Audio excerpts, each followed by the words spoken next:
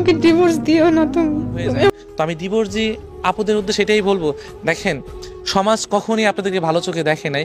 আর আপনার যখন ডিভোর্স হয়ে যাবে তখন দেখা যাবে কি, আপনার স্বামী যখন আপনার কাছে থাকবে তখন সে আপনার বট গাছ, কিন্তু যখন আপনার ডিভোর্স হয়ে যাবে একটাবার চিন্তা করে দেখবেন যে তখন আপনার রাস্তার কুকুরটাও না আপনাকে দেখলে ঘেউ ঘেউ করবে। আর যখন আপনি স্বামীর সাথে বেরোবেন তখন আপনার আলাদা একটা মর্যাদা, আলাদা একটা সম্মান নিয়ে আপনি বেরোতে পারবেন। একটা মেয়ের জন্য স্বামী এমনই একটা গুরুত্বপূর্ণ, যেটা হয়তো আপনি রাস্তাঘাটে বেরোলে বা কোনো বিপদে বা কোনো ছেলে আপনার দেখে আরে চাইলে তখন আপনি বুঝতে পারবেন আসলে স্বামী বা একজন পুরুষ ভালোবাসা মানুষ আপনার জন্য বা একটা মেয়ের জন্য কতটা গুরুত্বপূর্ণ। সো যখনই ডিভোর্সের কথা আসবে একটাবার ভেবেচিন্তে দেখবেন যে শুধু শুধু একটা ঘরে অশান্তি লাগিয়ে আপনি চলে আসবেন, বা শুধু শুধু আপনার একটা ডিভোর্স নিয়ে আপনি যখন আসবেন তখন সমাজ আপনাকে কোনোদিনও মেনে নিতে চাইবে না।